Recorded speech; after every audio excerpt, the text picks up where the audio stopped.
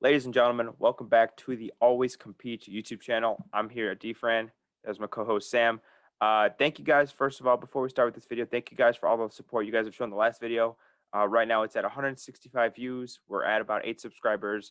It's our first video. Thank you guys for supporting it. It means a lot. In this video, we're just going to talk about one man, and that one man is someone that we both love. His name is Carlos Dunlap. Recently re-signed with the Seahawks. Absolutely love it. I'm so happy that he re-signed. So today we're going to devote a whole episode of just talking about Carlos Dunlap, because why not?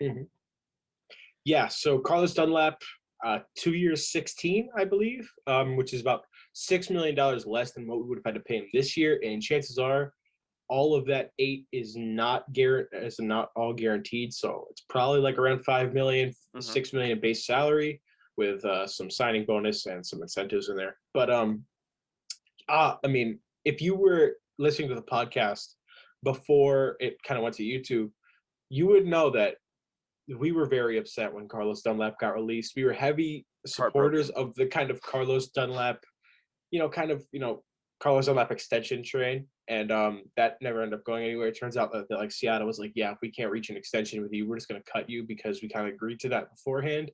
So very nice to see him back, get him back on a cheaper deal. He seems like he's happy to be here. It doesn't seem like he kind of just like, okay, I'll go back to Seattle. It's It kind of wasn't like a Clowney situation last year where it was like, nah, he's not going to come back to Seattle unless he gets like top end market value. I mean, he came back, he probably could have gotten more money somewhere else, but it seemed like he really liked Seattle, and obviously we really liked him. So, I mean, yeah. hey, I mean, we'll Carlos is a stud Leo. I'm very happy to see what he'll be able to do in a full season in Seattle. Obviously, we got like a handful of games. You could count I think he only played 6 games. So you can count, he got 6.5 sacks in 6 games. That's a very good stat. And the defensive line arguably got better this offseason. Now, this does come with a downside. We do have to release Jarran Reed. It's essentially a straight-up trade for players because Jarran Reed's $8 million salary is just being replaced with Carlos Dunlap's $8 million salary, which is I'd much rather have – we discussed this. We both said we'd much rather have Carlos than have Jarran Reed. So I'm not going to no disrespect to Jarran Reed. I just don't feel like he's worth the money that he was paid. Like if Jarran Reed was paid like $7 million, I would be very happy to keep him on the team. But he got, in retrospect, wildly overpaid. Which is funny because now he goes to the Chiefs and is getting paid 5, which is a little weird to me. But anyway, going back to our guy Carlos Dunlap, what John Schneider did is he kind of rolled the dice. He said, all right, we're going to release Carlos. We're not going to pay him what the Bengals paid him, essentially. We're going to go and we're going to get Kerry Weidler, and then we're going to bring back Carlos Dunlap. I'm sorry. Weidler. Hyder, excuse me. And then we're going to go. So we got Kerry Hyder and Carlos Dunlap for the price that we would have just gotten Carlos Dunlap. So essentially speaking, we got Kerry Hyder for free. That's what John Schneider just did. We just got a quality pass rusher for free. We got Kerry Hyder. I'm sorry to cut you off, but we got Kerry Hyder. John Schneider has been in his bag with the contract this offseason. Absolutely. Kerry Hyder, guess his base salary this year. He's coming off an 8.5 sack year. Guess his base salary. 3.5. $1.1 million. Oh my God. Dude. John Schneider is he's working everything. He's working everything. And I just kind of want to touch on the fact that this has by far been his best offseason overall, working with contracts just because of what he was given. We were left with having to cut Carlos and having $18 million, realistically around $15 million. That's not a lot of money. And he's made a very, very quality offseason while spending around 25 million, because that's kind of how negative we are right now. Yeah, we're going to have to restructure some deals. Obviously, I would still like to, extend Jamal and maybe bring back KJ. But if you honestly think about it, our only loss this offseason was Shaq Griffins, as in both of them.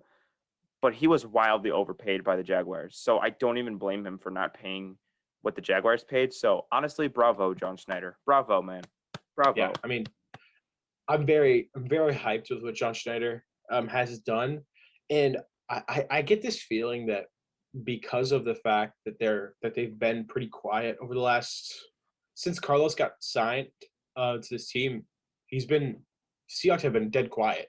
And I think that was around 5 days ago at the time of this recording. So very quiet. Kind of makes me optimistic that maybe something's happening in the building, not with like a outgoing free agent, but maybe they're beginning talks with Jamal Adams.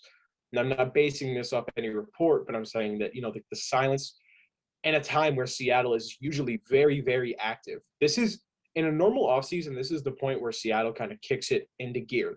It's the Seahawks way. That's kind of how they roll. So the fact that they're very quiet at this stage in free agency, around stage 2, stage 3, is very kind of enticing to me, because I think that they're working on something. And I don't know if you're getting that same kind of vibe, but I think the three names to watch as we kind of progress, the three names to watch, in my opinion, are KJ Wright, Jamal Adams, and Antonio Brown.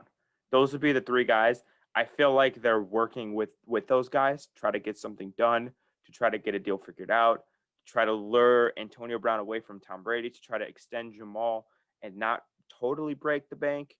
Those are the three guys I think that they're really trying to talk with right now. I think those are the top three priorities that they have left this offseason. But honestly, I think they've done such a good job so far. Carlos Dunlap, I don't want to say the word underpaid, but he could have received a significant amount more money. And we talked about it last time. It's the culture of Seattle. He wanted to be a part of the culture. He wanted to be a part of a contender. That's part of the reason. If you remember, like last year, or not last year, it feels like a year. But around, midway through the football season, when Carlos was on the Bengals and he said he was unhappy, they weren't using him. I mean, he came to Seattle. We treat him like a king. I mean, he was our star Leo pass rusher. I mean, we gave him so many defensive snaps when he got here. So I think he just loves being in the building. And, credit to those guys for just building that culture and making him feel like a king in Seattle. I feel like that's part of the reason why he came back for pretty cheap. Yeah, I mean, I think that John Schneider cut him knowing that the market was going to be really watered down. I think that's kind of why he cut him.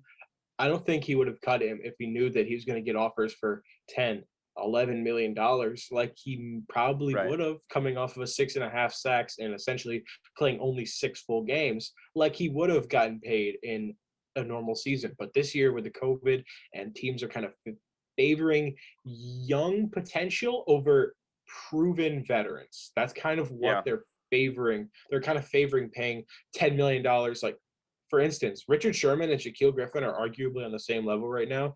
Shaquille Griffin got paid $15 million for Jacksonville. Richard Sherman's not going to get that kind of money. Richard Sherman's not going to get anywhere close. Richard Sherman's likely going to get around 5, 6, 7, 8, maybe.